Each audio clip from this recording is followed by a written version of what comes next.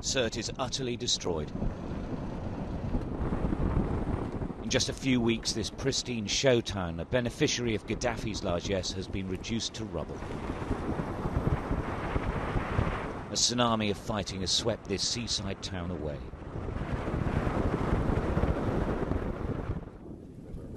The few returnees to this battlefield are picking their way through the rubble, looking for what they can.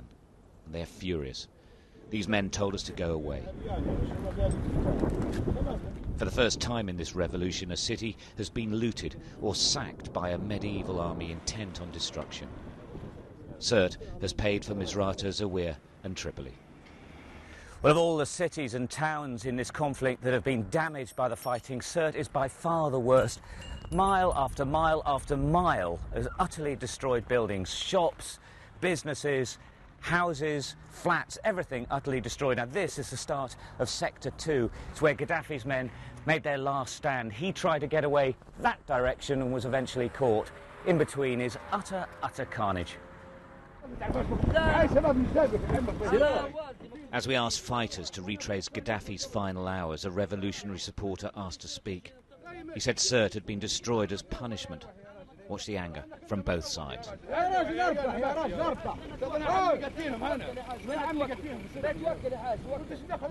Libya has problems.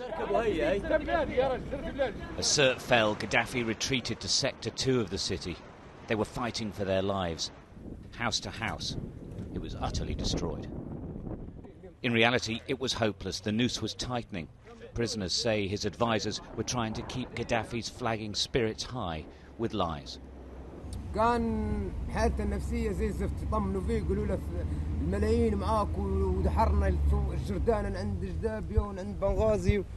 The people around Gaddafi were saying that he felt really bad, his morale was really low, but the people around him were convincing him and telling him that his fighters, Gaddafi's fighters, have pushed the rebels back to Ajdabia and pushed them back to Benghazi. So they were lying to him to keep his morale up. And they've got this for you. So this house here? Yeah, definitely. Gaddafi was definitely in this house. وقف يا سراج دقيقة. قال لك يعني قبل كم ليلة من هربت ممكن قعدت في الحوش هذا؟ Maybe a night before.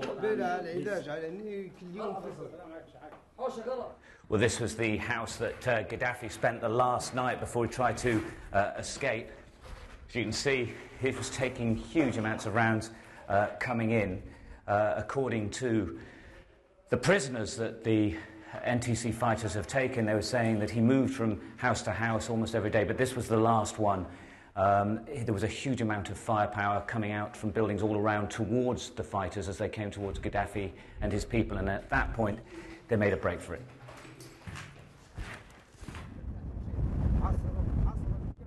From the villa they formed a 40-car convoy and sped along the coastal road.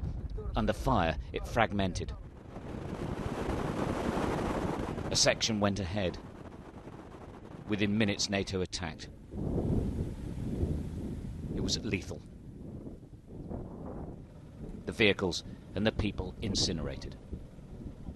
So this is where it came to an end for what was left of Gaddafi's fighting force. They were taken out by NATO bombs, pretty much where they had parked up. And Gaddafi had sent them forward. The bodies are still here now. They've been taking them away slowly but surely. But this was it.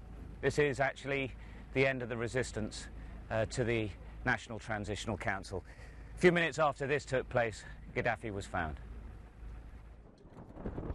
Fighters are still coming to the now infamous irrigation tubes where Gaddafi was last seen alive.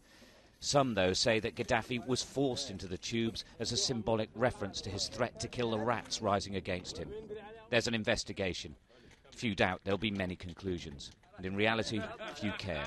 He's dead, that's all.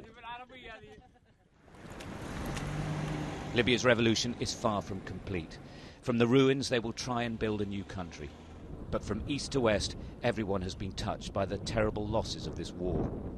Consigning what has happened here to the past could perhaps be even more difficult than the revolution itself. Stuart Ramsay, Sky News, Sirte.